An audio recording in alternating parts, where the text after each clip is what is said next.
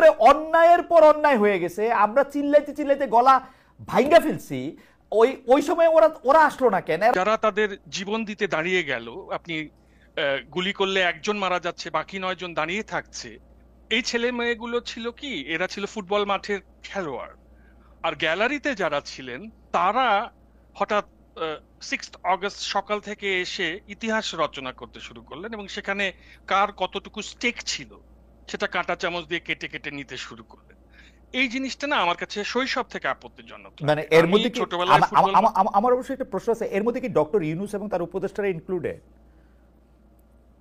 Doctor ইউনূসকে যেহেতু এই তরুণ তরুণীরাই পছন্দ করে এনেছেন, এবং উপদেষ্টারা যেহেতু বিভিন্ন আলাপ আলোচনার মাঝ দিয়ে এসেছেন, তাদেরকে আমি সরাসরি এর মধ্যে ফেলতে চাই না, কিন্তু দৃশ্যত তো সেটাই মনে হয় যে তরুণদের একটা বিপ্লব হয়ে গেল, তারপরে ঠিক আছে বাবারা তোমরা এখন ক্লাসরুমে চলে যাও, আমরা আবার দেশটাকে দেখে নিচ্ছি, এরকম একটা ব্যাপার। কিন্তু মাসকুদ ভাই, আপনি আমাকে ওই জায়গাটা একটু ধরায় দেন।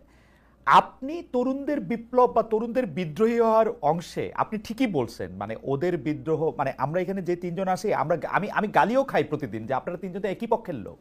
তো আমি আসলে একই পক্ষের লোক নিয়েই করি, আরেক পক্ষের লোক তো এখন পাওয়া মুশকিল, কারণ আমরা তো পুরো বাংলাদেশ একই পক্ষে ছিলাম। কিন্তু ওই তরুণরা যে বিপ্লবটা করলো, বিপ্লবটা আসলে কি জন্য করছিল? বিপ্লবটা কি করছিল হাসিনা যে 16 বছর ধরে দুঃশাসন চালাইলো, যেটার মধ্যে ওরা এসে এখন আমারে জিজ্ঞেস করে আপনি 16 বছর কই ছিলেন? এই 16 বছর কই ছিলেন মানে আমরা কথা কইতে কইতে মুখ দিয়ে, তখন ওরা একটাও আসে নাই। এবং হাসিনা যদি ভুল না কইরা ওই যে ওই কোর্টের ওই রিটটা অ্যাকসেপ্টেড না হইতো, চাকরি লইয়া ওগো একটা জিনিস না হইতো, ওরা তো এইবারও আসতো না। তো এদেরকে আমার তরুণ বন্ধুরা আমাকে দেখে ভুল বুঝবেন না, এরা শেষ পর্যন্ত দাঁড়ায় ছিল, এদেরকে স্কলারশিপের মোহ দেখানো হয়েছে, টাকা দেখানো হয়েছে, এরা যায় নাই। কিন্তু এরা কি ট্রিগার করলো একটা চাকরি নিয়ে? এই 17 বছর ধরে আর কিচ্ছু হয় নাই। এই 16 বছরে অন্যায়ের পর অন্যায় হয়ে গেছে, আমরা চিল্লাইতে চিল্লাইতে গলা ভাঙ্গা ফেলছি। ওই সময় ওরা আসলো না কেন? এরাও এখন বিএনপি রে বলে, জামাত রে বলে, জাহেদ রে বলে, মাসকাওয়াত রে বলে, ওরা কই ছিল? ওদের সোনালী সময়টা ওরা কাদের দিল? ব্যাপারটা হচ্ছে যে যে দেশে ধরেন এইচটি ইমামের মতন একজন বয়স্ক মানুষ, উনি ছাত্রলীগের মিটিং এ গিয়ে বলেন যে তোমরা রিটেন পর্যন্ত দাও, ভাইভাটা আমরা দেখে নিব। এবং যেটা হয়েছে যে 2009 থেকে 2023 পর্যন্ত যা রিক্রুটমেন্ট হয়েছে, সেখানে তারা আবার খানিকটা ফেডারেশন নিটসের মতো চিন্তা করতেন যে তাদের বিশুদ্ধ আওয়ামী রক্ত দেখে নিতে হবে। কত আপত্তিজনক একটা চিন্তা। তো সেই জায়গায় ধরুন আমাদের দেশের যে ছেলেমেয়েরা যাদের সাধারণ পরিবার থেকে আসে, যাদের সেরকম অ্যাফ্লুয়েন্স নেই, তাদেরকে তো একটা কিছু করে খেতে হবে। এবং সেইখানে আপনি জানেন যে বাংলাদেশের প্রাইভেট সেক্টর কতটুকুই বা বিকশিত হয়েছে, সেগুলো এখনো মুদি দোকানের মতন করেই চলে, যে মানে আপনি হায়ার অ্যান্ড ফায়ারের কোনো নিশ্চয়তা নাই। অন্যদিকে সরকারি চাকরি একটা চাকরি যেটা পেলে যেটার মধ্যে শেখ হাসিনারে 10 বার সালাম দেওয়া যায়, শেখ হাসিনারে 10 বার সালাম দেওয়া যায়। মাসকুদ ভাই, আমাদের দর্শকদের তো এগুলি জানা উচিত। এই সরকারি চাকরিটা আপনি করছেন, যখন মনে হয়েছে আর করতে পারবেন না, করবেন না, করেন নাই। আমি কিছুদিন করছি নালায়ক, জাহেদ ওইটার মধ্যে যাই নাই, এখন গিয়ে অগরে চাকরি দেয়, পরীক্ষা দেয়। সরকারের হইলো আমলা শাসন সব খারাপ, শুধু সরকারি চাকরিটা ভালো, এইটা হলো একজনের আন্ডারস্ট্যান্ডিং। যেই চাকরির মধ্যে গিয়ে আপনার 10 বার ওই ওই ওই প্রধানমন্ত্রীর স্লোগান দিতে হয়, ওই প্রধানমন্ত্রীর জন্য বই লিখতে হয়, ওটা ভালো, ওইটা হয়ে গেল বিকল্প। সে এসটিমাম কইছে তো যে ছাত্রলীগ থেকে চাকরি দিব, স্বর্ণখনি তো না, ছাত্রলীগের জন্যই তো ওই চাকরি ঠিক আছে না। কিন্তু যে সমাজে দেখেন ব্রিটিশ সেরেস্তাদার বা মুন্সি হলে, বা ধরুন পাকিস্তানের কেরানি হলে, আপনি বাংলাদেশ আমলে এসে আপনাকে অভিজাত পরিবারের লোক বলা হচ্ছে। কাজেই বাংলাদেশে যেহেতু একটা মনের মধ্যে একটা কাস্ট সিস্টেম রয়ে গেছে যে আমাকে খুব অভিজাত হতে হবে, ওই সম্ভ্রান্ত মুসলিম পরিবারের লোক হতে হবে, পথ তো একটাই, আপনাকে সিভিল সার্ভিসে যেতে হবে, স্যার হতে হবে। স্যার ডাক শোনার যে আকুতি আমাদের সমাজ মানুষে, সেখানে আপনি আগে বয়স্কদের সমালোচনা করেন, তারপর তাদেরকে দেখেই তো এই স্বপ্নগুলো তাদের মধ্যে জারিত হয়েছে এই তরুণদের মনে। তারা কোত্থেকে এই স্বপ্নের দৈর্ঘ্য এত ছোট হবার কারণটা কি? কারণ হচ্ছে স্বপ্নের দৈর্ঘ্যটা এইভাবেই বিনির্মাণ করা হয়েছে।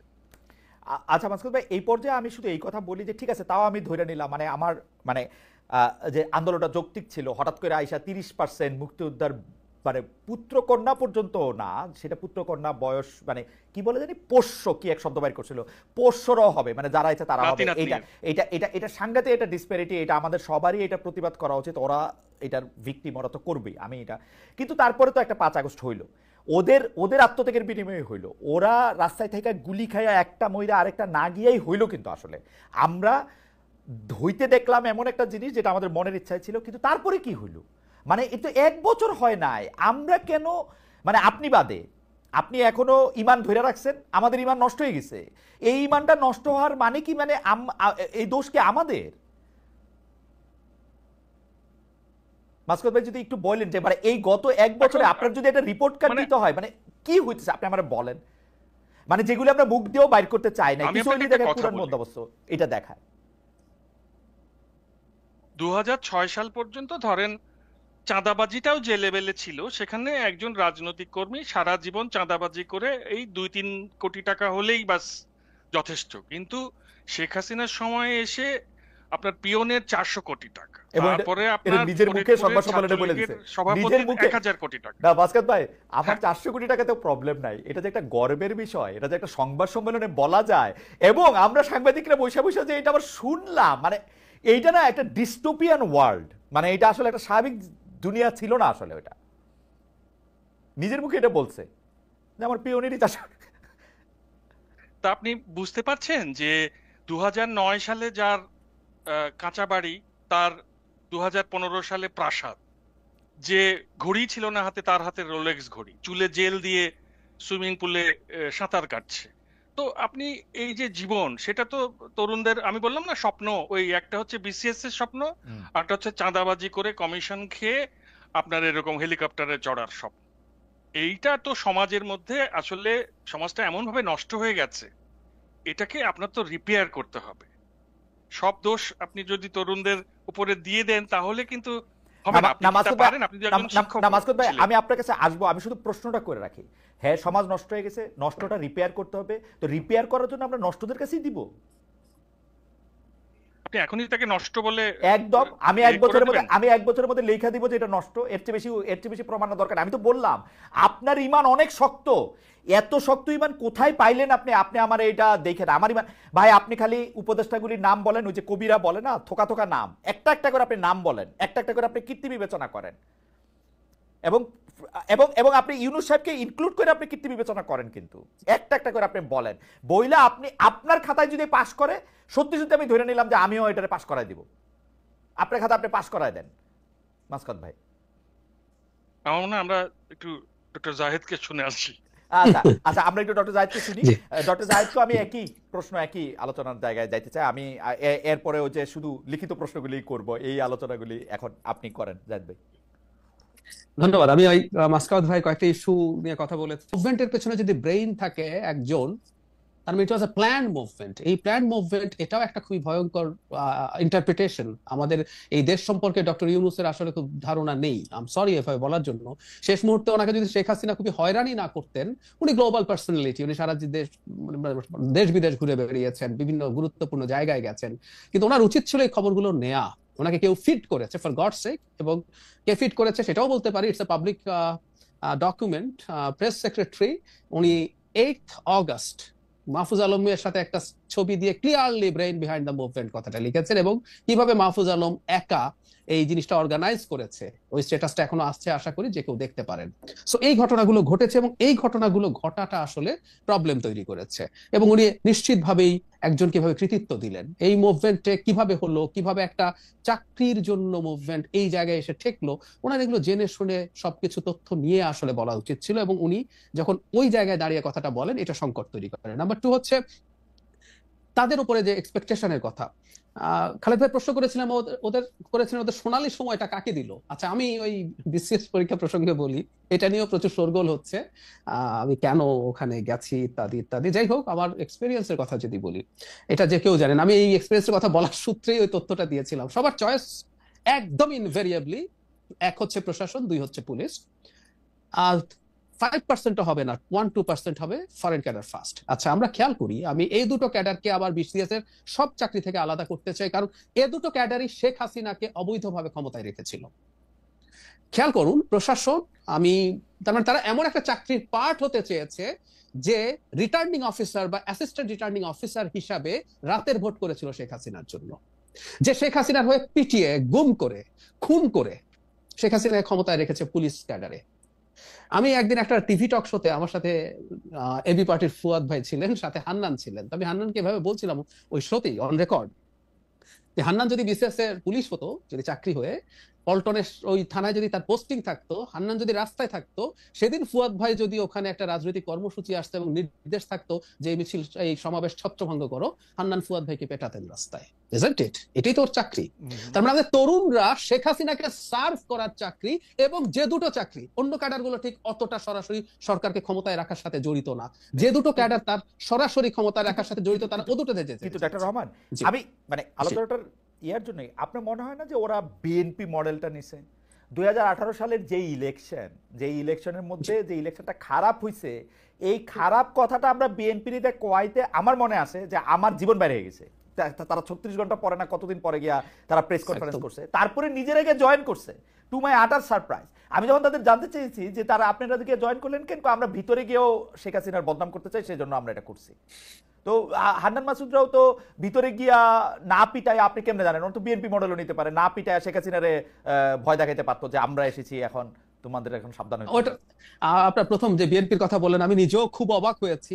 বিএনপি তার ইতিহাসে যতগুলো ডিজাস্টারাস ডিসিশন নিয়েছে তার মধ্যে এটা অবশ্যই একটা। কিন্তু যেটা হয়, একটা এমপি একজন ইন্ডিপেন্ডেন্ট মানুষ, একটা সরকারি চাকরি যখন কেউ করতে যায় তাকে আসলে ওই অর্ডার গুলো পালন করতে হয়। ধরে নিলাম চাকরি করতে করতে কোনো এক সময় তারা ইউএনও হলেন, আফটার সাম ইয়ার্স তারা মানে অ্যাসিস্ট্যান্ট রিটার্নিং অফিসার হবেন, শেখ হাসিনা আবারও চুরি করবেন, তার পক্ষে তো সম্ভব ছিল। ডক্টর রহমান, তাহলে আপনি আমার এতজন বন্ধুরে চাকরির থেকে বাদ দিলেন কেন?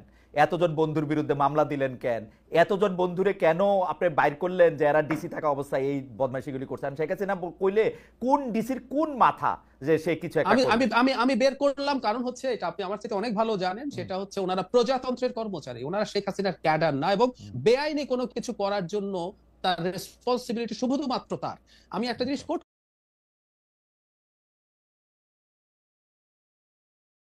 যেমন ধরেন এক্সট্রাজুডিশিয়াল কিলিং হচ্ছে, কোনোদিন কোন যিনি হাতে এক্সিকিউট করেছেন কোনোদিন তিনি বলতে পারেন না যে প্রধানমন্ত্রী আমাকে বলেছে বলে এই গুলিটা আমি করেছি, বা কাস্টোডিয়াল টর্চার, এটাও বেআইনি ব্যাপার। এটার দায় তাকে এককভাবে নিতে হবে, আমরা তাকে এই কারণেই শাস্তিগুলো দিচ্ছি। তো আমি যে কথাটা বলছিলাম খালেদ ভাই, আপনি যে আশাহত যতটা হয়েছেন, আমি আসলে এতটা আশাহত হই নাই। আমার ইমান আসলে আগেই ছিল। আপনি ইমান রাখছিলেন, মাসকাত ভাই ইমান ধরে রাখছেন, আমার ইমান আগেই ছিল না। আমি যে তরুণরা এই রকম জায়গা থেকে উঠে এসছে, এবং আমি একমত মাসকাত ভাইয়ের সাথে একেবারেই, এই রকম পচে যাওয়া একটা সোসাইটি যেটা সোশ্যাল অ্যাকসেপ্টেন্স আছে, আমি কথাটা ইদানিং রিপিটেডলি বলছি, এখন এই করাপশন, এই রকম দুর্বৃত্তায়ন আমাদের কালচারের পার্ট হয়ে গেছে। খেয়াল করুন, আমরা কি এই প্রশ্ন এই দেশে করি? আপনি অনেকদিন দেশে আসেন না, মাসকাত ভাইও আসেন না, কিন্তু আপনি নিশ্চয়ই খবর রাখেন, আমাদের সমাজে কি কোনোদিন আমরা এই প্রশ্ন করি, একটা ছেলে বিসিএস চাকরি পেলো বা সরকারি 3rd 4th ক্লাস গ্রেডের চাকরিও যখন পায়, রাতারাতি তার একটা গাড়ি হয়ে যায়, রাতারাতি তার একটা ফ্ল্যাট হয়ে যায়? আমি ন্যূনতম কোনো প্রশ্ন দেখি না, বরং আমরা প্রত্যেকে চাই আমার সন্তানটা গিয়ে ওখানে হাজির হোক। সো এই যখন অবস্থা, সেই তরুণদের সামনে যখন, আমি আবারও বলছি সব তরুণ করাপ্ট হবে না আমি তাই মনে করি না, কিন্তু একটা উল্লেখযোগ্য অংশ হবেই নি, স্ট্যাটিস্টিক্যাল যে প্রবাবিলিটি আছে সেটা তাদের ক্ষেত্রেও প্রযোজ্য, কোনো সন্দেহ নাই। তো সেই তরুণের সামনে যখন এরকম অবারিত সুযোগ আসে, it's the same thing. BCS চাকরি হয়ে আপনি ঘুষ খান আর চাঁদাবাজি করেন, এর মধ্যে আলাদা কিছু নাই, বরং কম বয়সে তারা আরো অনেক, মানে 1-2 কোটি খাওয়ার জন্য তো বিসিএস এর যে জায়গায় যেতে হতো, কম বয়সে তারা সেটা দেখে ফেলছে। তো এটা করবেন তো ডক্টর রহমান, আমি শুধু বোঝার জন্য, যেহেতু আপনি এগুলি কাছে থেকে বিশ্লেষণ করেন, আমি দেশে সর্বশেষ গিয়েছিলাম 2024-এর ইলেকশনটা যখন হয়েছে, তো সুতরাং আমিও একটু আমার কাছে কিন্তু পরে মনে হয়েছে যে এই কথাটা হয়তো ঠিক। তারা যে আন্দোলনটা করতেছে সেটা একটা চাকরিকে ঘিরা না, 2019 সালের পর থেকে তারা সংগঠিত হইতেছে, সেটা যদি চাকরি হোক, নিরাপদ সড়ক চেয়ে আন্দোলন হোক, এমনকি আমার ঝাড়ু দেওয়ার অধিকারও হোক, এরকম একটা কিছুকেও যদি তারা জাতীয় আন্দোলনে পরিণত করতে পারে, তারা আসলে আলটিমেটলি আন্দোলনটা করতেছিল শেখ হাসিনাকে ফেলে দেয়ারই। এতে তাদের সবচেয়ে বেশি সহায়তা করছে শেখ হাসিনা নিজে, কিছু গুরুত্বপূর্ণ সিদ্ধান্ত নিয়ে যেগুলিতে তাদেরকে আসলে সাহায্য করা হয়েছে তাদেরকে। তো আপনার কাছে কি এইটা এরকম মনে হয় না যে আসলে চাকরিটা না, তারা আসলে সংগঠিত হইতেছিল একটা কমন কজকে ঘিরা, যেটাতে তারা আসলে শেখ হাসিনাকে ধাক্কা দিতে পারে? আমি মনে করি না। তাদের অনেকের ভেতরে এই ইচ্ছা ছিল না তা বলছি না। আমার রিটেন ডকুমেন্ট আছে, আমি অনেকগুলো কলামে এটা লিখেছি, আমি আমার ভিডিওতে বলেছি, আমি বাংলাদেশে তিউনিসিয়া মডেলের একটা ঘটনা ঘটবে, আমি সেটা একদম ক্লিয়ারলি বলেছি। কারণটা হচ্ছে আহ মানুষ ক্ষুব্ধ হয়ে আছে। আপনি চাইলেও আসলে এগুলো যে অর্গানাইজ করে করাতে পারবেন নট নেসেসারিলি, আপনার প্ল্যান থাকতে পারে একটা অংশের, এটা আমি দ্বিমত করছি না, কিন্তু আসলে এটা হোক বা অন্য কারো নেতৃত্বে, ধরলাম ওরা না অন্য কেউ সামনে আছে, মানুষ যদি সামহাউ এটা ট্রাস্ট করতে পারতো যে এটা হবে, এবং শেখ হাসিনার ওই ব্রুটালিটি যদি যোগ না হতো, অন্য ক্ষেত্রে যদি হতো তাহলে অন্য কেউ করলে এটা হবে। মানে বুয়াজিজির আগুন দেওয়ার ঘটনায় আসলে কি হয়েছিল, সমাজে বছরের পর বছর যে ক্ষুব্ধতা মানুষের মধ্যে তৈরি হয়েছিল সে আসলে নেমে গেছে, ঠিক এই ঘটনা ঘটেছে। সুতরাং এটা তাদের কারো কারো চিন্তা থাকতে পারে, কিন্তু তারা পরিকল্পনা করে এমন একটা কিছু ঘটাতে পারবে, কারণ এর মধ্যে শেখ হাসিনার অনেকগুলো কাজ, শুধুমাত্র তার একটা উক্তি না। যেমন ধরুন আমি প্রায় বলি 16 তারিখ যদি সাইদ মারা না যেত এবং সেটা যদি ভিডিও না থাকতো, আমি এটা একটু যোগ করতে চাই, ধরুন আমরা একটা বর্ণনা পড়লাম যে একজন নিরস্ত্র তরুণকে পুলিশ গুলি করে হত্যা করেছে, তার দুহাত প্রসারিত ছিল, কিছু আসতো যেত না আমাদের কাছে, হয়তো আর বাকি 5টা মৃত্যু হতো। 5টা মৃত্যু বিরাট সংখ্যা, কিন্তু সাইদের ভিডিওটা আমরা যখন দেখলাম একটা ফাঁকা জায়গায় দাঁড়িয়ে একজন তরুণ এই করছে, পৃথিবীর নড়ে গেছে। আমি ভারতের মিডিয়াকে দেখছি, তখনও ভারতের মিডিয়া অবাক হচ্ছে যে কিভাবে এই ঘটনা বাংলাদেশে ঘটতে পারে। সো এই ঘটনাগুলো সব যুক্ত হয়েছে, সেজন্য কোনো পরিকল্পনা করে আসলে এটা হওয়া সম্ভব ছিল না, কারো কারো চিন্তা হয়তো ছিল, কিন্তু ওই যে বললাম যে আমাদের মধ্যে বছরের পর বছর যেহেতু ক্ষুব্ধতা তৈরি হয়েছিল, বারুদ তৈরি হচ্ছিল, একটা ট্রিগারিং কোনো না কোনো পয়েন্টে। আপনি কিছুদিন আগে আমাকে একটা শোতে ভয়েস অফ আমেরিকাতে আমার একটা ইন্টারভিউ 1 জানুয়ারি কোট করেছিলেন যে 1 বছরের বেশি টিকবে না, এরকম একটা মন্তব্য। আমি সেটা বলেছিলাম মূলত এই কারণে, এবং একটু যোগ করি, 2018 সালে নিরাপদ সড়ক আন্দোলনের সময় এই ধরনের একটা প্রবাবিলিটি তৈরি হয়েছিল মানুষ নামার, কিন্তু মানুষ নামে নাই। আমার ইন্টারপ্রিটেশন হচ্ছে ওই সময় অর্থনীতি তুলনামূলকভাবে ভালো ছিল, অথচ তখন কিন্তু পেটানো হয়েছিল স্কুলের বাচ্চাদের, তারপরেও কিন্তু আমরা মাঠে নামি নাই ওইভাবে।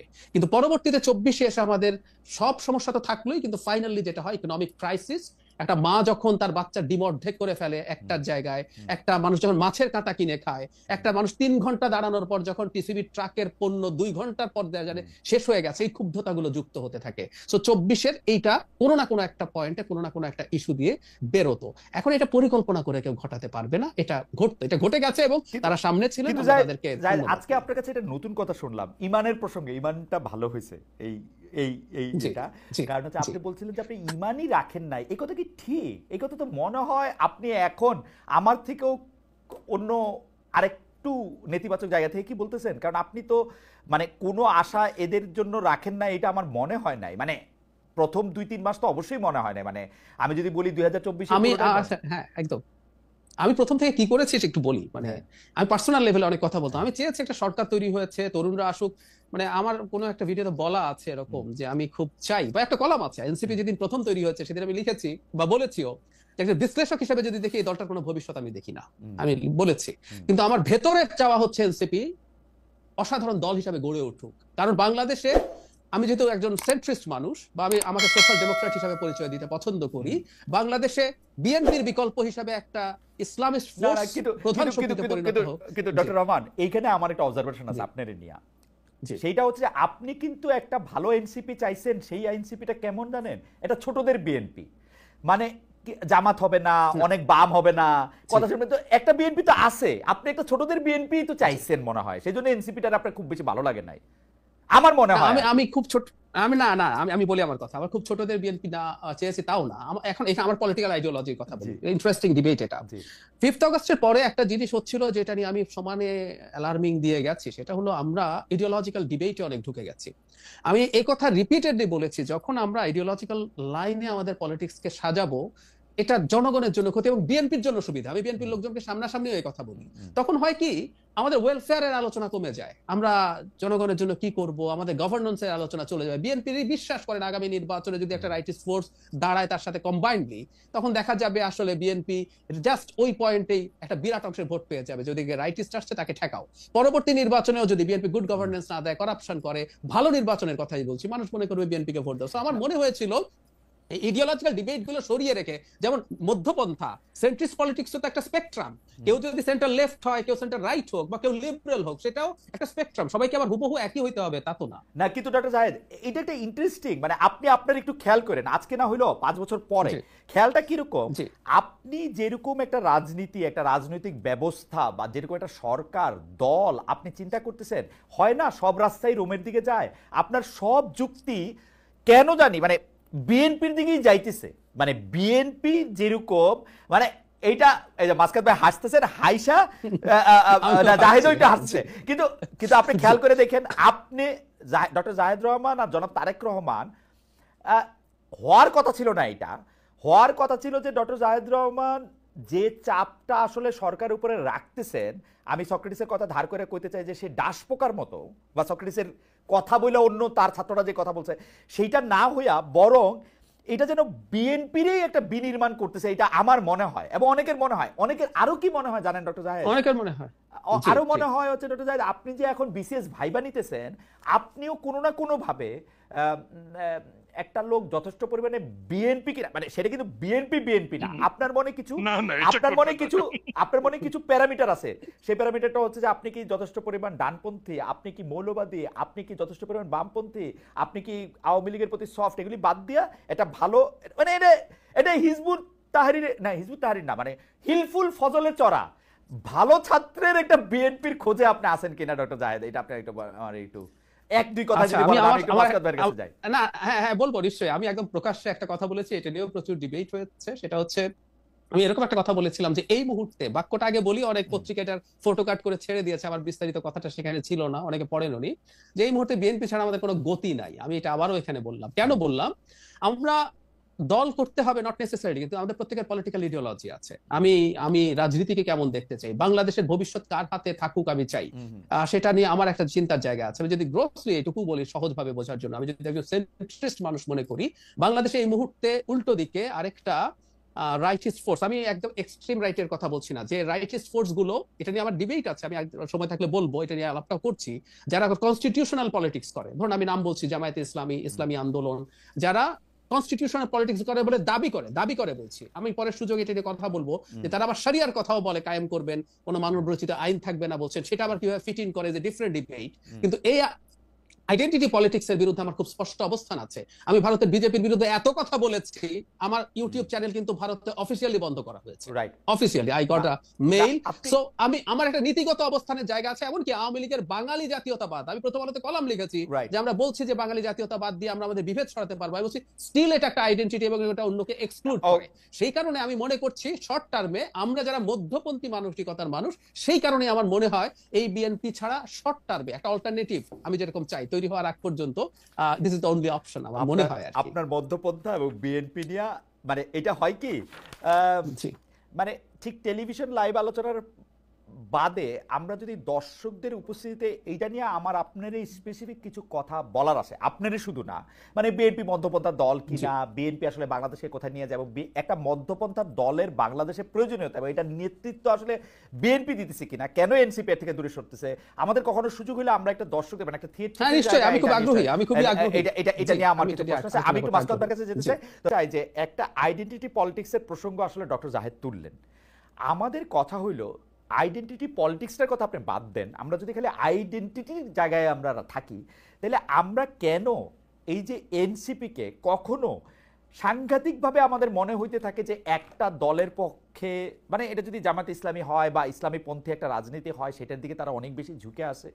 যদি এটা হেফাজত ইসলামী হয়, তাদের লোক ওখানে গিয়ে আসে, তারা এটা সেটা বলতেছে সবগুলি জায়গায়। আবার কখনো কখনো তাদের দলের আহ্বায়ককে আপনি চিন্তা করে দেখেন, আজকে নাহিদ ইসলামের যখন উনি ফেসবুক স্ট্যাটাসটা দিয়েছেন, তখন বোধহয় খুব সকাল হয় না আমার এখানে, আমি এখন ঠিক মনে করতে পারছি না আমি কখন স্ট্যাটাসটা দেখলাম, আমার মনে হয় আমি খুব সকালেই দেখছি। আমি খুবই চিন্তা করতে থাকলাম যে নাহিদের মতো বিচক্ষণ একজন রাজনীতিবিদ কেন সাদিক কায়ুম সমন্বয়ক নন, কেন শিবিরের ক্রেডিট এখানে ছিল না, এইটা এরকম ওনাকে এত বেশি করে লিখতে হচ্ছে। আপনি কি এই জায়গার আইডেন্টিটিটা আমাদের একটু বুঝাই দিবেন, মানে এনসিপিকে আসলে কি প্রমাণ করতে হইতেছে? এই জিনিস কিন্তু মাহফুজকে দিয়েও আমরা দেখছি, হাসনাত আব্দুল্লাহ সাহেবকে দিয়েও দেখছি, সার্জিস আলম সাহেবকে দিয়ে দেখছি, মানে আপনি জানেন, মানে আমাদের দর্শকরাও জানেন, আপনি যদি একটু আমাদের বলতেন যে এই আইডেন্টিটিটা কি আসলে এনসিপি বুঝাইতে চাইতেছে দর্শকদের। আমি একটু দর্শকদের আগ্রহের জায়গা বলে রাখি, দর্শকদের মূল আগ্রহ কিন্তু এনসিপির দুর্নীতি, এনসিপির লোকজন, বিশেষ করে আসিফ মাহমুদ, সজীব ভুঁইয়ার বাবা, তারপরে হচ্ছে তারা কত টাকা চাঁদা টাদা নিল, এগুলি নিয়ে। কিন্তু আমি মনে করি যে এই ব্যাপারগুলি আমার জানার আগ্রহ আছে, আমার যারা দর্শক আছে তাদেরও জানার আগ্রহ আছে, এনসিপির আইডেন্টিটিটা আসলে কি, বা তারা আইডেন্টিটিটা প্রমাণ করার জন্য কি কি করতেছে। ব্যাপারটা হচ্ছে যে গত বছর বৈষম্য বিরোধী আন্দোলনের সময় মোটামুটি 16 জুলাই থেকে আমি একটু ফলো করছিলাম ভারতের কয়েকটা মিডিয়াকে। তো সেখানে ওই 16 জুলাই সন্ধ্যা থেকেই দেখা গেল যে ভিনা সিক্রির মতো থিঙ্ক ট্যাঙ্করা তারা বলতে শুরু করলেন যে এটা উগ্রপন্থীদের আন্দোলন, এটা ডানপন্থীদের আন্দোলন, এটা মৌলবাদীদের আন্দোলন, এখানে অনেক জঙ্গি এবং জিহাদি ঢুকে পড়েছে। তো ওই যে একটা ন্যারেটিভ, ওই ন্যারেটিভকে আপনার মোটামুটি ভাবে আমাদের দেশের সোশ্যাল মিডিয়ায় সমর্থন করার লোকেরও অভাব ছিল না, যারা রোদ ঝড় বৃষ্টিতে শেখ হাসিনার সঙ্গে থাকতে চেয়েছেন এবং যারা ওইরকম গোলাগুলির মধ্যে, রক্তপাতের মধ্যে ঢাকা বিশ্ববিদ্যালয় ক্যাম্পাসে কৃষ্ণচূড়ার ফুল ফুটতে দেখছিলেন। তো এখন যেটা হয়েছে যে প্রথম আপনি খেয়াল করেছেন যে বিএনপিতে খুবই আধুনিক লোকজন, হ্যাঁ, আমরা ছোটবেলা থেকে দেখছি খুব ক্লিন শেভড স্মার্ট লোকজন, স্মার্ট অ্যাটায়ারের লোকজন, তারা বিএনপি করেন। কিন্তু আপনার আওয়ামী লীগের যে কালচারাল উইংটি রয়েছে তারা বিএনপিকে প্রথম থেকে, আমার তো 90-এর গণঅভ্যুত্থানের পরে যারা ক্ষমতায় এলো, আপনি দেখবেন যে খুব দ্রুততার সঙ্গে তাদেরকে একটি ডানপন্থী দল, একটি ইসলামপন্থী দল, একটি পাকিস্তানপন্থী দল এই গান শুরু করে দিল। এবং এই চোটপাটটা বিএনপির সঙ্গে তাদের চলেছে মোটামুটি ভাবে আপনার কিন্তু এই গত বছর জুলাইয়ের আন্দোলনটা শুরু হবার পর।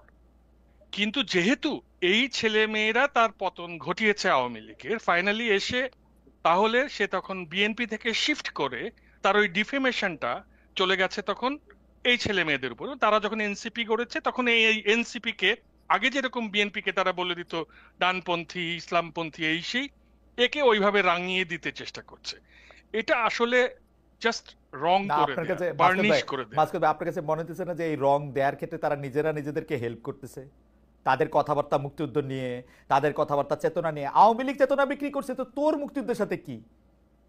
আওয়ামী লীগ একটা খারাপ ব্যাপারটা কাজ হচ্ছে করছে। যে এবারে আপনি দেখেন, আপনি যে রঙের কথা কইতেছেন, যেটা আওয়ামী লীগের লোকজন দিতেছে, তারা তো নিজেরা সেই রঙে রঙিন হওয়ার জন্য তারা 3 গুণ ব্যস্ত হয়ে আছে। মানে এখন আপনি ধরুন আপনি খালি তাদের বাংলাদেশের বয়ানগুলি দেখেন, মানে আওয়ামী লীগ লাগে না তো, তারা নিজেরা না, নিজেদেরকে যে রং দিচ্ছে সেটারে আপনি খালি দেখেন। আপনি খেয়াল করে দেখেন যে বাংলাদেশে মুক্তিযুদ্ধে 30 লাখ মানুষ মারা গেছেন, 2 হুম, থেকে 4 লাখ নারী নির্যাতিত হয়েছেন, হুম, 1 লাখ মানুষ শরণার্থী হয়েছে, যাদের মিলিটারি পৌঁছাতে পারে এরকম এলাকা থেকে আরো ভিতরে গ্রামের মধ্যে চলে গেছে মানুষ। হুম, সেইভাবে আপনি যদি দেখেন, আপনি দেখবেন যে বাংলাদেশের প্রতিটি পরিবারেই মুক্তিযুদ্ধের স্মৃতি রয়েছে। হুম, হুম। কিন্তু সেইখানে দেখা গেল যে আওয়ামী লীগ আহ, মুক্তিযুদ্ধের যারা সম্মুখ সমরে ছিল সেরকম নেতারা আপনি দেখবেন পরবর্তীতে বিএনপিতে বেশি পাবেন আপনি। অবশ্যই একটুখানি রাইট, এটা বিশ্রামে বিধ্বস্ত এটা ফ্যাক্ট, লোকজন, এটা ফ্যাক্ট। লোকেরা দেখবেন যে আওয়ামী লীগে আছে, কিন্তু কি মুক্তিযুদ্ধের চেতনাটাকে তারা খুব আপন এবং গভীর করে নিল এবং এটার একটা মালিকানা তারা নিয়ে নিল। কারণ হচ্ছে এটা মালিকানা এখন আর কেউ নিল না যে। মালিকানা কে নেয়নি? আপনি বলেন তো, শৈশব থেকে কবে আপনার স্কুলে 26শে মার্চ এইটা পালিত এইটা হয়নি? আপনি বলেন তো 21শে ফেব্রুয়ারি পালিত এইটার হয়নি, মালিকানা 16ই নিলে ডিসেম্বর না, পালিত না হয়নি? মাসুদ ভাই, এটা নিয়ে আমরা লম্বা তর্ক করতে পারি, কিন্তু এটা মালিকানা নিলে হ্যাঁ, তো বিএনপির পক্ষে অনেক কিছু করা সম্ভব, কিন্তু জামায়াতে ইসলামের শীর্ষ দুইজনের জাতীয় পতাকা দিয়ে রাস্তায় নামায় দেওয়া সম্ভব না। জামাতে ইসলামী হচ্ছে ম্যাঙ্গানিজ ডাইঅক্সাইড। তাকে 1986-র নির্বাচনে দেখবেন যে আওয়ামী লীগের সঙ্গে একটা বন্ধুত্বে ছিল হুম, হুম, এরশাদের কাছে সারেন্ডার করার সময়। হুম। 90-এর গণ অভ্যুত্থানে দেখবেন আপনি ডান থেকে শুরু করে বিএনপি, আওয়ামী লীগ সবার সঙ্গে ছিল। খালেদা জিয়ার বিরুদ্ধে কেয়ারটেকার না, ইলেকশন তা ঠিক, তা ঠিক, গভর্নমেন্টের দাবিতে তা ঠিক। তখন বিএনপি আবার আমরা কি বলে জামাত স্ট্র্যাটেজিক পার্টনার। কিন্তু তাহলে কিন্তু কিন্তু জামাত আমার মনে হয় যে ম্যাঙ্গানিজ আমি আপনাদের ডাইঅক্সাইড। আসলে একটু ডিস্টার্বই করলাম। আপনি একটু না না, এনসিপি আমি ওই জায়গাটাতে একটু শেষ না করলে হয় না, কিন্তু আপনি শেষ করেন, আমি মুক্তিযুদ্ধ নিয়ে কথাটা। হ্যাঁ, শেষটা করেন। আমি একটু আপনাকে বলে রাখি, আমার প্রশ্নটা হচ্ছে যে এনসিপি কে বারবার যে নিজেদের আইডেন্টিটি পরিষ্কার করতে হচ্ছে, এবং আমি ডক্টর জায়েদকে বললাম বটে, এনসিপিও কিন্তু মনে মনে একটা বিএনপি হইতে চায়, এবং এনসিপি নিজে কি চায় এটা একদমই পরিষ্কার করে নাই। যখন যেটা জনপ্রিয় সেটারই সামনে রাখতে চায়। এই ক্ষেত্রে বিএনপিটাই তাদের জন্য ভালো, মানে ভালো একটা সামনের জায়গা বলে আমার কাছে মনে হয়েছে, মধ্যপন্থী। এটা আপনি এখন যদি একটু বলেন, এনসিপি আসলে কি চায়, এনসিপির পরিচয়টা আমরা এখন না, পর্যন্ত কি বুঝতে পারছি? আপনি যে ডিফেম করছেন, মানে ডিফেম আপনি করছেন না, মানে অন্যরা যে করছে হুম, এনসিপি কে, যে তারা মুক্তিযুদ্ধের বিপক্ষে, তারা মোটেই মুক্তিযুদ্ধের চেতনার বিপক্ষে না। যে মুক্তিযুদ্ধের চেতনা তাদের জীবনে একটা অত্যাচারের, নির্যাতনের, নিগ্রহের টুল হিসেবে এসেছে, হুম, তাদের জীবনে যে বাস্তবতাটা, আপনার আমার জীবনের বাস্তবতাটা কিন্তু সেটা এক না। হুম, ওকে আপনি চিন্তা করেন রাজাকারের নাতিপুতি বলে দিচ্ছে, এটা তো প্রধানমন্ত্রী বলেছেন। এ কথা তাদেরকে 15 বছর ধরেই শুনতে হয়েছে, শৈশব থেকেই শুনছে যে আপনি আওয়ামী লীগের সঙ্গে কোনো ব্যাপারে সহমত পোষণ না করলেই আপনি রাজাকার। হুম। তো এই তিক্ততা থেকে তারা ওই মুক্তিযুদ্ধের চেতনাকে আমরা যেভাবে ফিল করি ওভাবে করতে পারবে না, কারণ মুক্তিযুদ্ধের চেতনাকে সে দেখেছে নিগ্রহের টুল হিসেবে ব্যবহৃত হতে।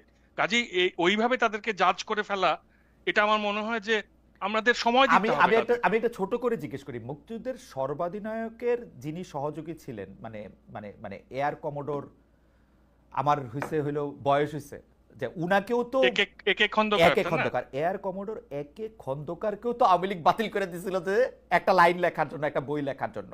কিন্তু তাই বলে তো খন্দকার সাহেব মুক্তিযুদ্ধের গালি দেয় নাই, মুক্তিযুদ্ধের ডিজোন করে নাই। ওদেরকে মুক্তিযুদ্ধ নিয়ে রাজাকার গালি দিলে আমি কি মুক্তিযুদ্ধের বিপক্ষে যাব? আপনি আমার 100 বার রাজাকার গালি দেন, তা এর জন্য কি আমি মুক্তিযুদ্ধের বিপক্ষে যাব? যে আমার গালি দিছে তার বিপক্ষে যাইতে পারি, আমি কি মুক্তিযুদ্ধের সেটা বিপক্ষে যাব? হচ্ছে, সেটা পরিণত মানুষের চিন্তা, এবং যাকে গণরুমে নির্যাতিত হতে হয়নি, যার আবরারের মতো হত্যাকাণ্ড যার বন্ধুর জীবনে ঘটেনি, তারা এটা বলতে পারবে। আমি আপনি কিন্তু ওইটা বলতে পারছি, কারণ আমাদেরকে এই তিক্ততার মধ্যে দিয়ে যেতে ওকে, হয়নি, ওকে, ওরা যে তিক্ততার মধ্যে দিয়ে গেছে। আমি এটা মানলাম। তাহলে কিন্তু আপনি যদি পরিচয় মানে রাজনৈতিক আদর্শের জায়গা থেকে আপনি বলেন, আপনার কাছে কি এটা মনে হয় এনসিপি একটি বিএনপি হয়ে উঠতে চাচ্ছে, একটি মডার্ন বিএনপি? আপনাকে আপনাকে একটা কথা বলি, আমি আপনি দুজনই তো জার্মানিতে ছিলাম। জি।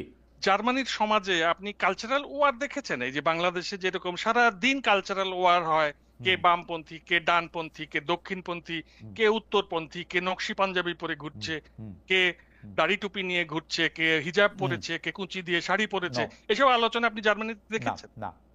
এই যে আপনার অবস্থান স্পষ্ট করুন। কেন? আমি তার কাজে কর্মের মধ্যে দিয়েই দেখবো যে সে কিভাবে যাচ্ছে, তার অবস্থানটাকে চিহ্নিত হতে দাও। এরা মধ্যপন্থী হবে, এরা মধ্যপন্থীই হবে, না, এটা তো কিন্তু বোঝাই যাচ্ছে। কিন্তু মাসুদ ভাই, আপনি কি ঠিক আমার আমের তুলনা দিলেন নাকি আমার আপেলের তুলনা দিলেন? আমি ভালো বুঝতে পারলাম না, মানে আমার অজ্ঞতা ক্ষমা করবেন। কারণ হচ্ছে যে পোশাক আশাকে আপনি মননে আপনি এখন দস্তয়েভস্কি পড়েন নাকি টলস্টয় পড়েন নাকি ইয়া পড়েন, সেইটা আপনি লুকাবেন নাকি আপনি রাখবেন, ওই আলোচনা বা চর্চা এখানে হয় না। কিন্তু যে আপনার আপনার প্রিয় ক্রিশ্চিয়ান ডেমোক্রেটিক ইউনিয়ন, সে কিন্তু বলে সে কি চাইতেছে। আপনি মেরকেলকে নিয়ে বহু লেখা আগেও লিখছেন, পরেও লিখছেন, এখনো হয়তো লিখবেন। ও কিন্তু ওর অবস্থান পরিষ্কার করছে, কেন সিডিইউ আইসা সে 15 বছর এখানে থাকতে পারলো, সেগুলি নিয়েও আপনার লেখা আছে। আমি শুধু জানতে চাই যে ভাই এনসিপি, আমি সাধারণত মানে মানে আমি যদি এখন তোমার সমর্থন দিতে চাই, তোমার ভোট দিতে চাই, তোমার সামনে আদর্শটা কি? ওরে আমি জিজ্ঞেস করলে ও এই কথাটা কইতে পারে না যে আপনি কি মনে করেন কিনা রমজানে একটা লোক হোটেলে খাইতে থাকলে তারে মাইর দেওয়া উচিত নাকি তারে কি করা উচিত, এই কথাটাও কইতে পারে না যে না এটা খারাপ। ও একটা কথা কইতে পারে না যে একটা মেয়ের পোশাক, ও নাকি কমিশন করে মেয়ের পোশাক পরাইবো। তো ওরা আমি কি বুঝবো, মানে ওই কি আসলে আবার পরে আবার অনেক প্রগতিশীল কথা বলে, মুক্তিযুদ্ধের নাকি ওরাই সবচেয়ে বেশি ধারণ করে। তো এইটা বলে, তো আমি বুঝবোটা কি? মানে আমার অনেক ইমান আমি রাখতে চাই আসলে, কিন্তু এটা আমি কি রাখবো, মানে কোথায় গিয়ে দাঁড়াবো আমি? আজকে জামাত ইসলামের গালি দেয়, পরশু কোলে নিয়ে রাখে, তরশু দিন তার পিছে হাঁটে, তারপরের দিন আবার আরেকটা কথা কয়, আমি কি বুঝবোটা কি? আমার মনে হয় যে জেনজি তারা এরকমই। হ্যাঁ, তাদের আপনার ওই আমাদের সময় যেরকম একটা কাঠামোর মধ্যে একজনকে ঢোকানো যেত, এই প্রজন্মকে ওইভাবে আপনি একটা কাঠামোর মধ্যে ঢুকাতে পারবেন না। তবে সামাজিক গণতন্ত্রী হবারই ধাঁচ এদের মধ্যে আছে, এবং এদের দলে অনেক নারী সদস্য আছে যে নারী নেতৃত্বকে আমার বেশ প্রতিশ্রুতিশীল মনে হয়েছে। এবং প্রতিদিনই তো এদেরকে আপনার ওই সমাজের নানান জিজ্ঞাসার মুখোমুখি হতে হচ্ছে। এবং এরা যেহেতু আপনার ওই প্রচলিত আমাদের সমাজের প্রচলিত প্রগতিশীলতার সংজ্ঞার সঙ্গে মিলছে না, সেই কারণে তাদেরকে প্রগতিশীলতার পৈতেটা পড়ানো যাবে, নাকি তাদেরকে আমরা না, ডানপন্থী আপনার বলে কথা তো আদারায়ন করে দেব, অপরায়ণ করে দেব? আপনার আমাদের কথা তো নানান রকম আপনার কথা সুপিরিটি কমপ্লেক্স আছে, এটারই আমার মনে হয় যে ওরা ভিকটিম। আমার মনে হয় যে আপনার কথা তো খুবই যৌক্তিক এবং খুব তীক্ষ্ণ। আপনি বলেছেন যে আদার আদার মানে আমরা তাকে অপরায়ণ করব কিনা, এবং একটা ক্লাসের মধ্যে এটা কোনো ঝামেলা আছে কিনা। আমাকে ওই কথাটা খুব শুনতে হয়, কিন্তু আমার কাছে মনে হয়, আমি এটা দর্শকদের কাছেও পরিষ্কার করতে চাই, যে যদি ক্লাসের কথা বলা হয়, এই এনসিপিতে যারা রাজনীতি করতেছেন বলে আমি চিনি, আমি তাদের সমপর্যায়ের অথবা নিম্ন পর্যায়ের, মানে এলিট হওয়ার কোনো সম্ভাবনা আমার নাই, কিন্তু কোশ্চেনটা আমার তুলতেই হবে। যাই হোক, আমি ডক্টর জাহেদ রহমানের কাছে একটা আসতে চাই। ডক্টর জাহেদ, একটা হচ্ছে যে এই আইডেন্টিটির ক্ষেত্রে কিন্তু এনসিপির কিছু প্র্যাকটিক্যাল প্রবলেম আছে। একটা প্র্যাকটিক্যাল প্রবলেম হচ্ছে ওদের জন্য আমরা কোনো স্পেস রাখি নাই। দ্বিতীয় প্র্যাকটিক্যাল প্রবলেম আমি মাসকাত ভাইয়ের সুরে মানে যদি ধরতে পারি আমি এটা বুঝে থাকি, আমরা আসলে ওদের প্রতি একটু বেশি নিষ্ঠুর, বেশি কট্টর এবং অনেক আগে থেকে সমালোচনা শুরু করলাম। তার ফলে যেটা হইল, ওরা আসলে যেটা ওদের ভালো দিকগুলি যেখানে আমরা ওদেরকে গাইড করতে পারতাম, যেমন ডক্টর জাহেদ, আমি মনে করি বাংলাদেশে একটা অভ্যুত্থান পরবর্তী সরকারের পরে যদি একটা রাজনৈতিক দল হয়, ডক্টর জাহেদের মতো চোখা লোকের অবশ্যই সেই দলের উপদেষ্টা হিসাবে জয়েন করা উচিত ছিল পথ দেখানোর জন্য, কিন্তু সেটা সে করে নাই। বরং আপনি একটা সেফ রুট নিলেন যেখানে হচ্ছে বিএনপি আইসা হয়তো আপনাকে মন্ত্রী বানাবে বা বিশ্ববিদ্যালয়ের উপাচার্য বানাবে, কি বানাবে আমি জানি না, কিন্তু অনেকে মনে করে যেটা বানাবে। এইটা কি ঠিক হইলো? আমরা যদি ইতিহাস এই জায়গাটার আসলে কিভাবে বিবেচনা করবে, মানে আমরা আমাদের সূর্য সন্তানদের যদি আমরা বলি 24-এর সূর্য সন্তানদের আমরা কিভাবে বিবেচনা করলাম। আমি প্রত্যেকবারই যেই কমেন্টে আমার চোখ আটকায় যায় সেই কমেন্টটা একটু পয়রা শোনাই। জনাব নাইম মিয়ার কমেন্টে আমার একটু চোখ আটকায় গেছে, ইন্টারেস্টিং কমেন্ট, এইটা বইলা আপনার কাছে আমি আসতেছি। সেটা হলো, মহিউদ্দিন ভাই, আপনাকে ভালো সাংবাদিক মনে করেছিলাম, এখন দেখি আপনিও বিএনপির দালালি শুরু করেছেন। সিরিয়াসলি জনাব নাইম? আচ্ছা, যাই হোক, ডক্টর জাহেদ আপনি যদি একটু বলেন। তাহলে বিএনপির সময় আপনারও মন্ত্রী হওয়ার একটা সম্ভাবনা দেখা যাচ্ছে। আচ্ছা আচ্ছা, হ্যাঁ, জনাব নাইম মিয়া মনে করতেছেন এটা, জনাব তারেক রহমান না। একদম একদম। জি, আচ্ছা।